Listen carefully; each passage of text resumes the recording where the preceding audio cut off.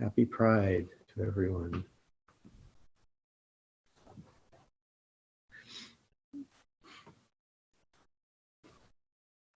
I thought I'd dress a little less soberly today. Oh,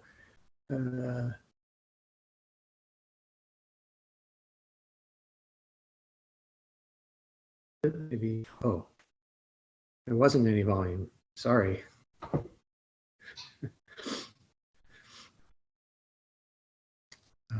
What I said was Happy Pride, and that I decided not to dress quite so soberly today. So this is more Southern Chinese style. And looks like it, yeah. No more complaints, I think. And this Hai Ching long sleeve robe is a gift from Kato-san and Tendo-san. So thank you both very much.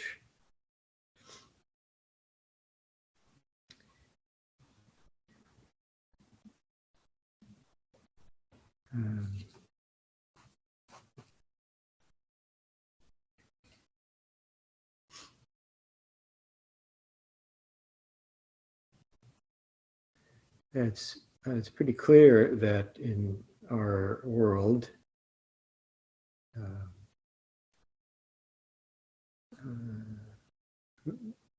various kinds of knowledge and discovery outstrip our adjustment to them.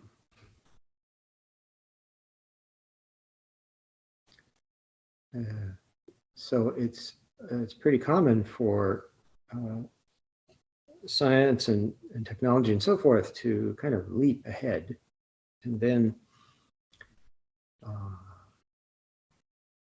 the human society is kind of left scrambling to catch up to the implications.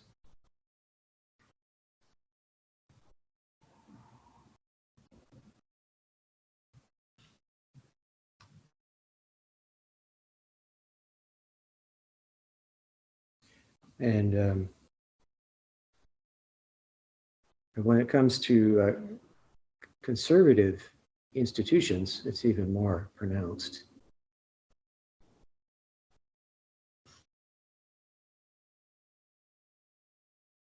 Because of the way that religion fits with society at large. You know, religion is typically functions to shore up various social identities. And therefore, change can seem very threatening.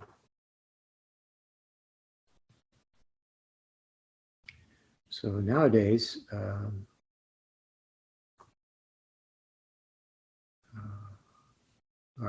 our understanding of, for instance, sexuality is has developed quite substantially in the last, I don't know. Well, if I say 50 years, I used to think, well, that's longer than I've been alive, but it's not anymore. So anyway, I think that whereas everyone, to some degree, makes choices around sexuality, fundamental orientations are not a matter of choice. And I think this is pretty clear, pretty well established. And yet, that knowledge is having a lot of trouble penetrating certain circles. Even though it has begun to do so. Therefore, there are still people who think of non-heterosexuality in all of its different manifestations as a sinful life indulgence, which anyone who lives non-heterosexually knows that that's idiotic.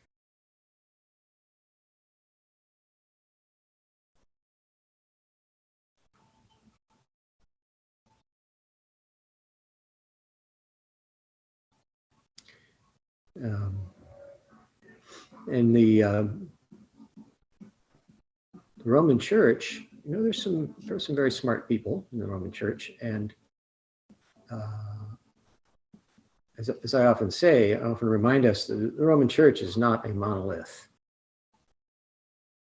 There are all kinds of people, some of them very, very forward-thinking and progressive, and others not so much. Anyway,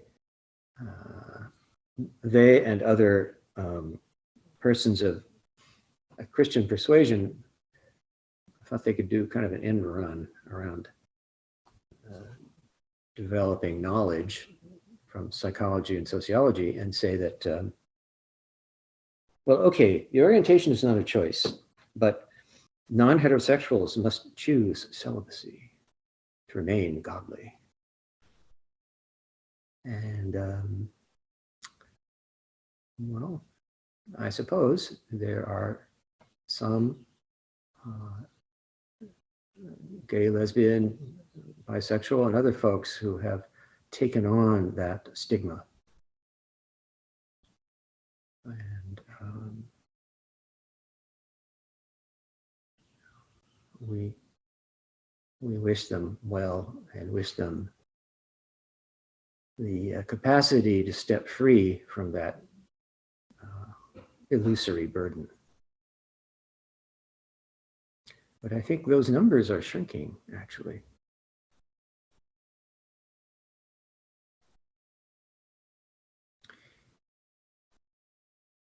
So this whole question of choice is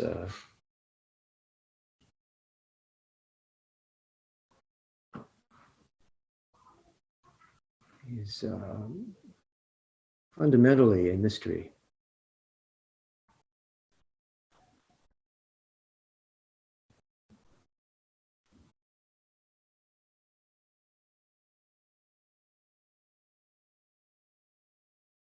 The other day, my brother and I were talking about this topic, and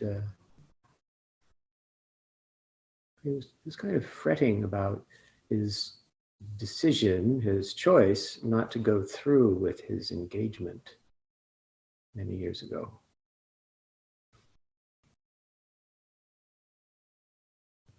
And I was trying to encourage him to reflect upon the mystery of such things. Similarly,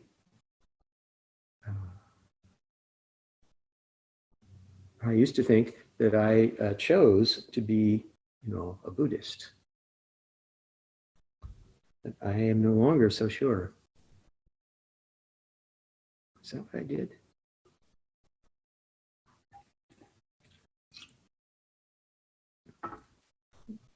I think many people tend to feel that they made a choice, for instance, not to continue in the spiritual tradition of their upbringing.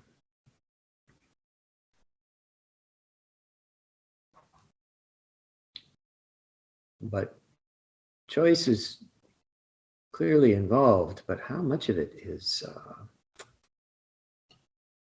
subject to conscious control?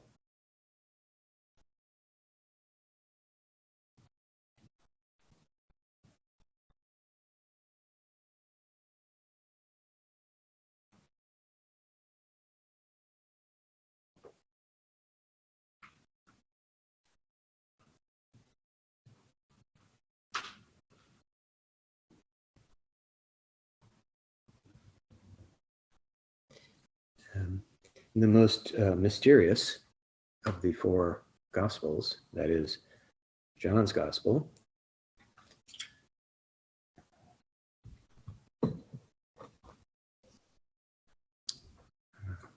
Jesus tells his disciples something like, I don't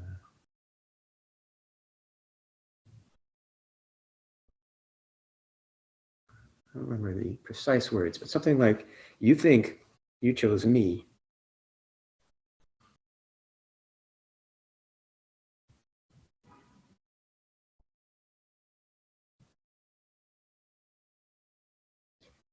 But I chose you.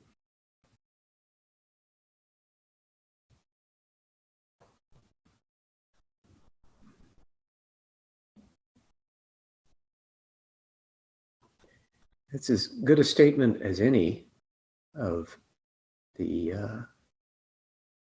ungraspable nature of phenomena like that.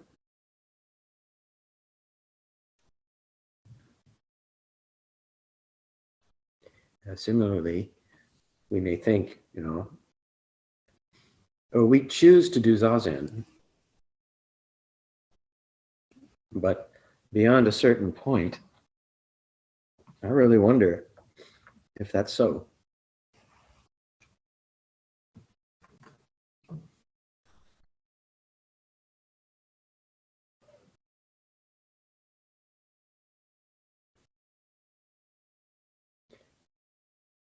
When we take our seat, a runny nose, when we take our seat, the choice vanishes. Or maybe I should say, the illusion of choice vanishes.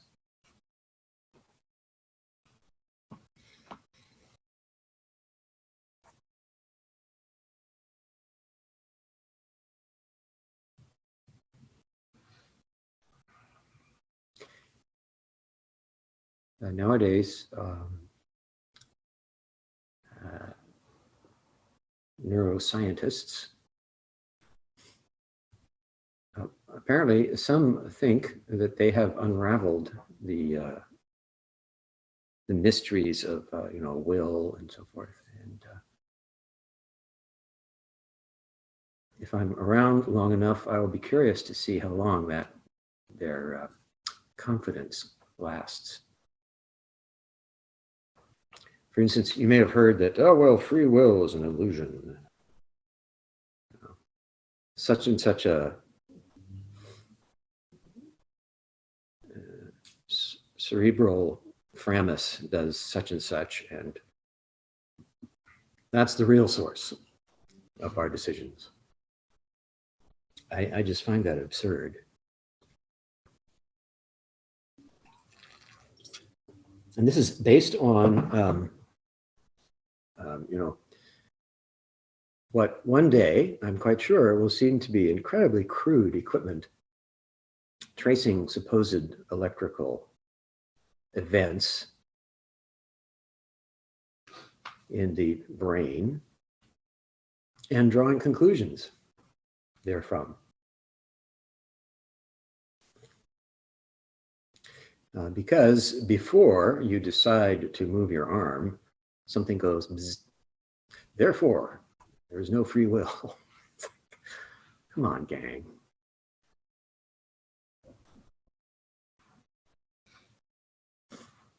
I am deeply skeptical of these assessments of the human mind that the human mind comes up with.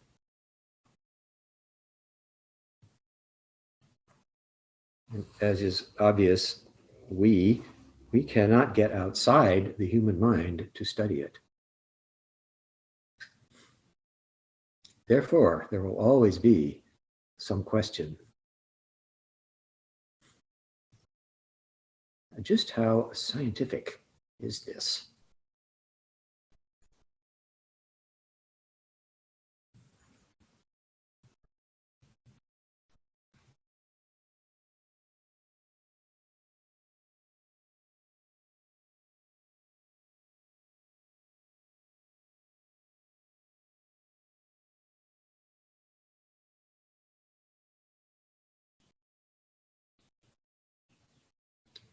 And so it's possible that Buddha chose us,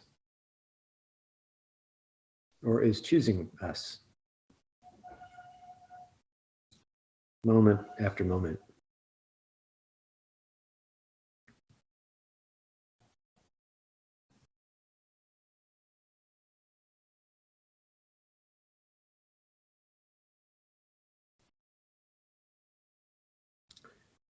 And this is, I think, this is why Suzuki Roshi,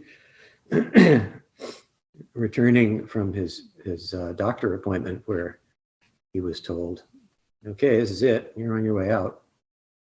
He told people, don't worry, Buddha will take care of everything.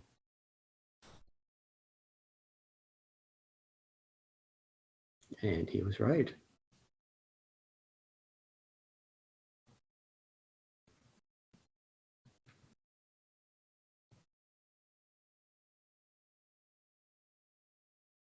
So Buddha will take care of everything, but he or she will use our hands.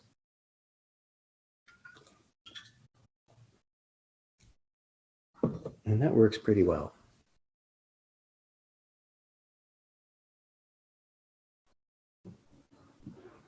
Meanwhile, there are lots of activities and things to take care of, things to do, places to go, and so forth.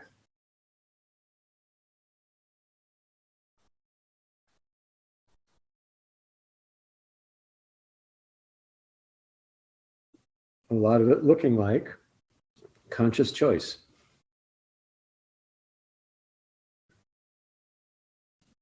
But I suspect there's more to it than that.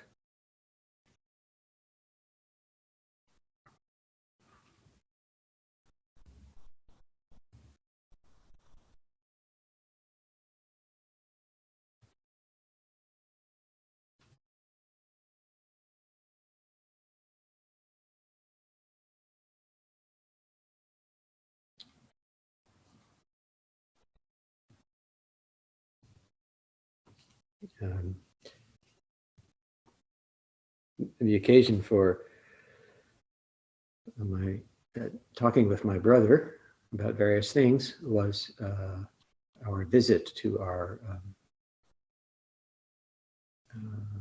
boarding school down the peninsula. And we were invited to lunch with 3 other old people. So there were 5 old goats at the table. And one was a big surprise. It was a fellow who was a young monastic when I was a student at the school. It was great fun to see him turn up. And our host, or my brother's and my host, Father Matthew,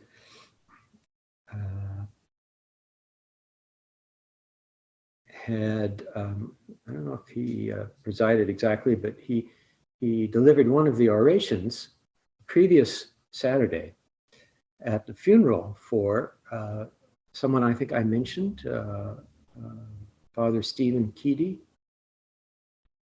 Although in his post-monastic life, he returned to his given name, Richard.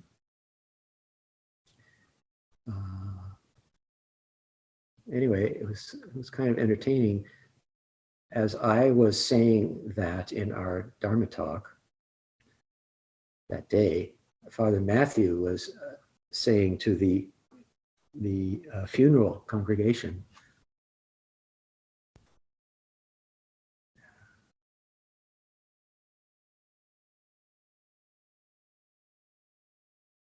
something like, as we gathered here today, there is may be forgiven for referring to us as a Buddhist monastery, which not quite, but close enough. There's a Buddhist monastery in San Francisco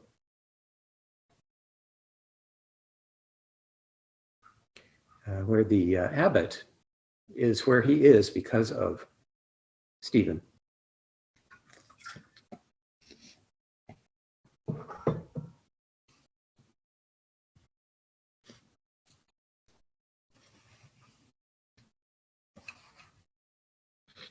That's as true as anything.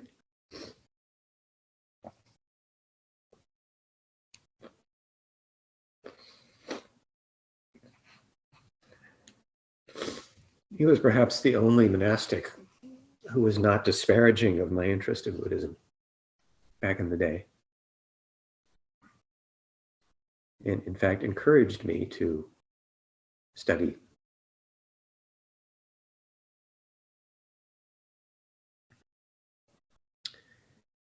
And he wound up being a professor of comparative religion at San Jose State for some 40 years.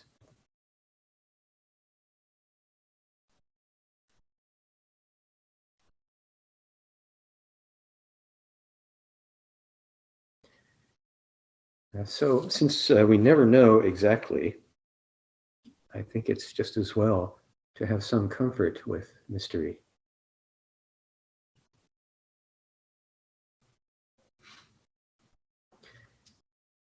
And to set aside the, to me, burdensome notion that we're going to figure it all out any day now.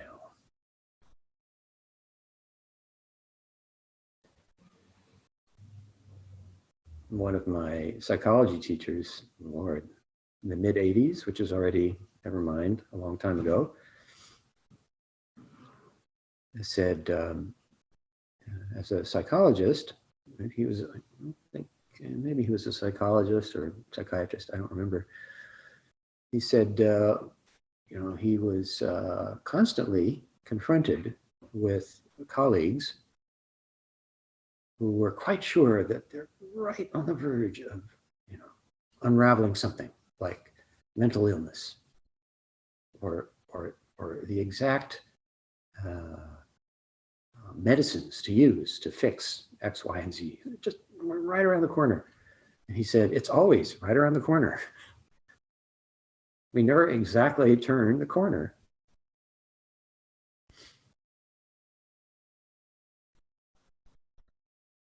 And personally, I think that's how it will always be.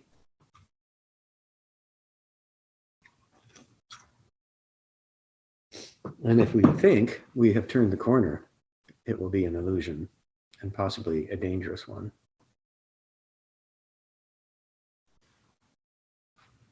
So we take our seat in the midst of mystery as it unfolds.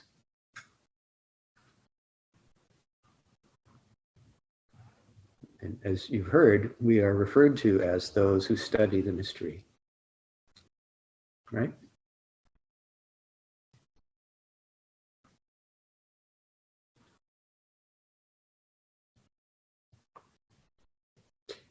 For a while now, I've been urging us to follow the stream to the source. I would suggest we continue that practice. After all, it's quite simple.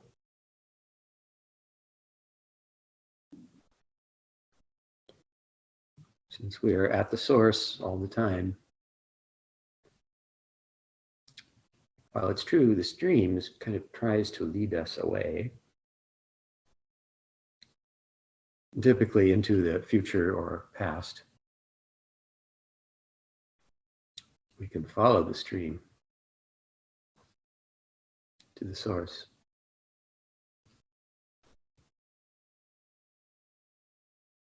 And sit there and watch the clouds.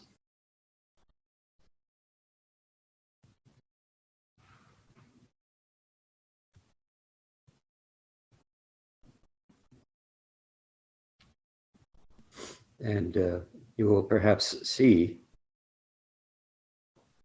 the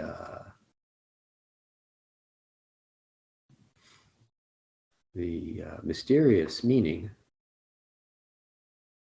of the assertion, for instance, on the part of the Yogacharans, that what we call the world is inseparable from mind.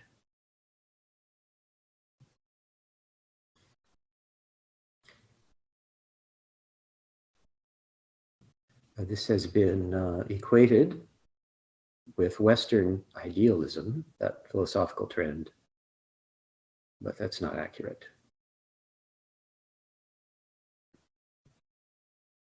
It is based on meditative insight,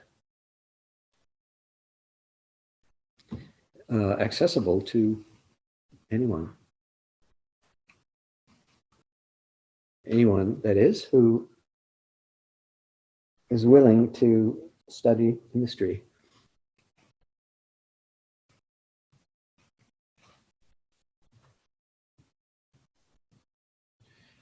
And I presume anyone who's here today is among that number.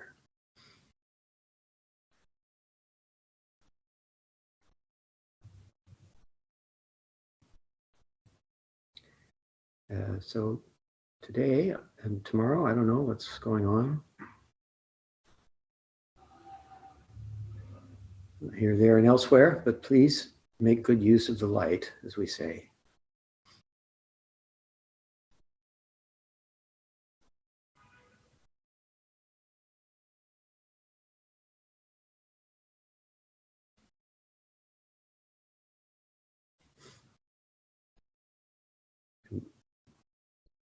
As I'm sure you understand by that, I'm not referring to the daylight hours. Although they're part of it.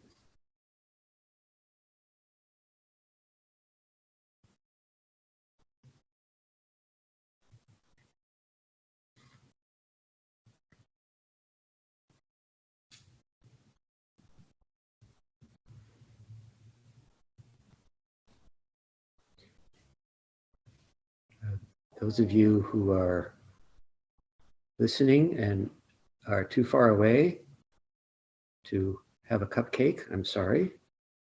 We have cupcakes. And if you have figured out the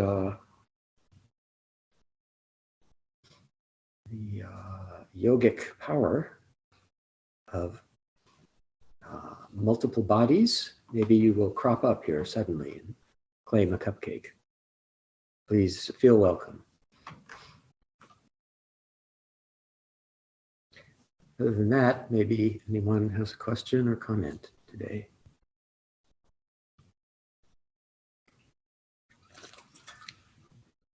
I just wanted to say to those who are with us on Instagram, you can type a question or comment into the comments and I can read that to the abbot for you. Thank you. Kato-san.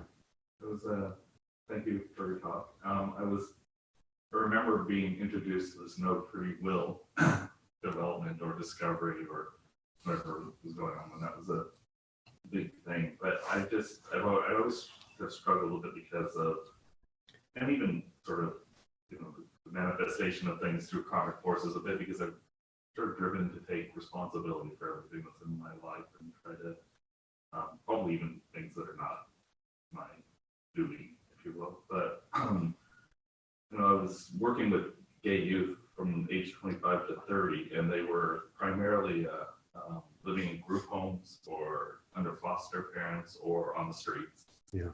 The majority of them, most of them had been dismissed from their homes because their parents did not accept who they were, and some of them are as young as 14. Mm-hmm. Some were, it was a wide gamut. Some were prostituting to get by. Some Right. were some straight A students that saw their parents out in public who would not look them in the eye and turn their head when they saw them. It was an interesting experience, and I remember I kind of pulled a white lie to one of them once because we've been having, I was a youth group facilitator and a mentor, and there were some big message about what had happened to them, you know, how all the forces of things had resulted in this cruel, you know, homosexual life that they had. And so they kind of asked me about that and all my wisdom at age 26 about, you know, how I felt about that. And I said, you know, because I felt it was important to feel a little empowered about and okay with it. I said, I don't know, I chose this. I chose this life.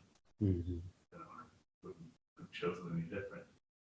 So, I don't know, it was just, I don't know, it's like a struggle with the no free will.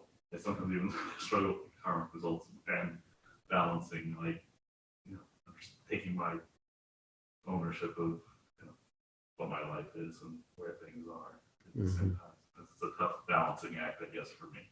Mm-hmm. Have thoughts on that? Well, karma is itself a mystery over which Buddhists are still arguing after some 2,500 years. So,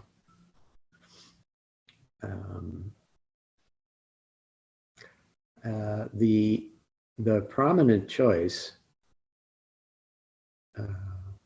for many of us has been whether to live in a way that is congruent or not.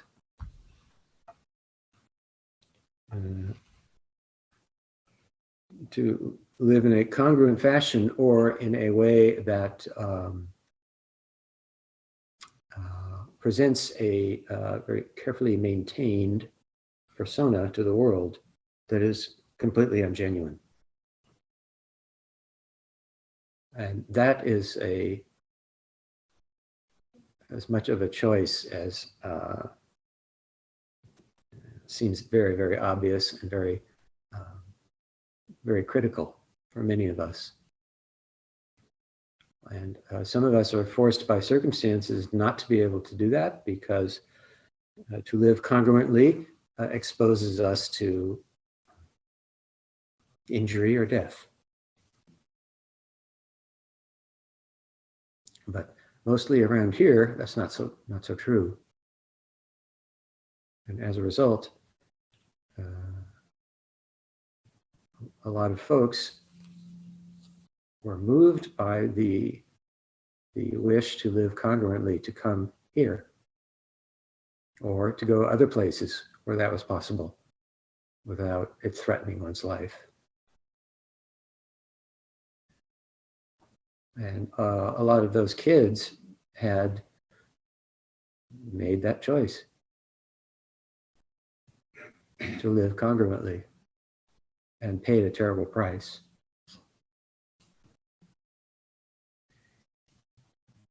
And, I did much the same work as you at the Larkin Street Youth Center here in the city and encountered the same thing.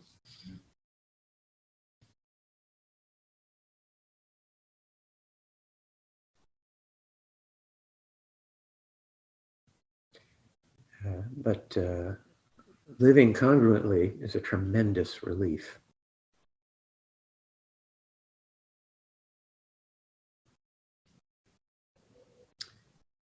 And if one has to leave home to do that, I think most folks find that it's worth it. Now, yeah, that looks like a choice, but again, how much of that is perfectly deliberate? I don't know. But almost certainly not all of it.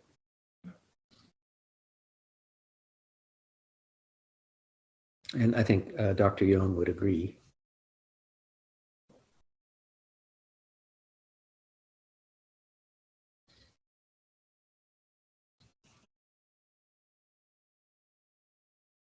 David. I've been, I guess, for quite a while, realizing that I'm living right now with choices I made decades ago, or maybe even last week. And some of those choices, some were, I would say, conscious, some were probably totally unconscious, and some were somewhere in between. And I may or may not like the results of the choices I've made, Right. but nevertheless, here I am. Right. And all I can do, it seems to me at this point, is accept the fact that these are the consequences, and what am I going to do next? What am I going to do? How am I going to handle those consequences? How am I going? What's the next step to take, perhaps? Mm-hmm. And I really, I guess right now, all I feel is that all I can be is like open to what happens next. The baggage is there. The baggage is the baggage. That's in the past in some degree. But all I can do is acknowledge that, accept that, own it as much as I possibly can, and be open to the next thing that comes along. That doesn't mean, of course, that I wouldn't like to tweak what happens next. Of course. You know, Mm-hmm. but even if I tweak and it doesn't turn out the way I like it, okay, well, There what's it after is. that? What's next? Mm-hmm. You know, it's very interesting to consider these things. Yeah. Yeah. And of course, as the decades accumulate, there's more and more of that to look back on and wonder, was that the right choice? My brother still wonders, was it the right choice to depart from his engagement? Personally, I think, oh, definitely it was the right choice. His fiancée was a piece of work, I thought. But he still wonders sometimes, was that the right choice? What if I had a family now? Yeah, what if? Well, I found for myself when those questions arise, they're essentially feelings of regret somehow. Sometimes. I did not make the right choice. Right. So, but here I am with the results of that choice. Mm-hmm. Do I like what's going on right now? Do I like my life as it is currently, with all the crap Mm-hmm. and all the joy and all the other stuff that is part of being me right now? I would say for the most part for myself, yes, Mm-hmm. I'm fine with that. So in some senses, I have no regret, and yet still, Yeah. a little something creeps in once in a while. Right. Oh, if I'd only done this. Right. Right. Yeah. I think that's almost irresistible. Yeah, part of being human, I guess. Yeah. Kai, did you? I feel like choice is kind of funny word in this context. I mean, there's no I to who's choosing what choice, right? Yeah. I mean, there is an I. It's just not the way we think. Yeah, and I get that, but we don't really sit down. Okay, I'm gonna choose this and I'm gonna make it happen. You know, Right. It looks that way sometimes. after, Yeah. not during. Yeah. So I mean, we don't really choose the sexuality, but I don't then think so. the words we use is kind of confusing. Sexual orientation. Right. What the heck Well, is that? Orientation is a little more straightforward than people say. You know, what else do people say? Does that imply choice? I think Orientation? orientation. No, it's more like a compass. A compass can't choose which way it points, and that's how it feels. I think that's the felt experience for a lot of us. It's like, I didn't choose to have the compass point that way. Now I can choose whether to make that part of my lived experience or hide it. But that's as much choice as I have. People still using sexual orientation. Yeah, yeah, I think so. Better than, sexual choice or, whatever How other. about sexual nature? That's maybe even better. One's sexual nature, right? I don't like the word orientation.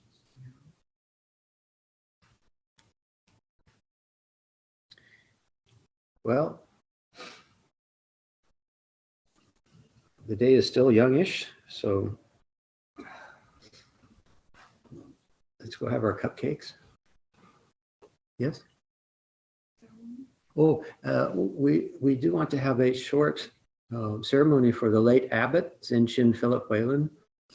Again, it only takes a few minutes. You're welcome to stay. Those of you who are here today and want a cupcake, you have to stay. But it'll be very quick. So. See, my sound is quite low, but do you mind, can I ask a question or maybe submit to the chat? Okay. We can hear you, Joel. Let's see. Well, I was wondering, Hojo-san, could you weigh in on Folsom Street versus Dory Alley? Versus? Versus? Aren't they kind of the same boat? Yeah, they're brothers. Sort of.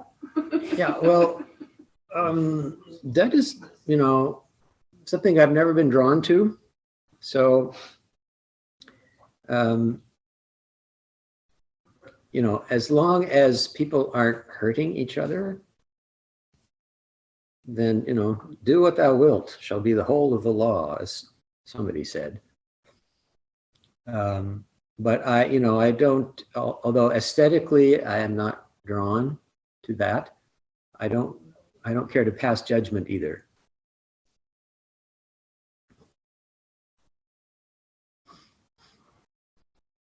I guess that's as much as I would say right now. Thank you.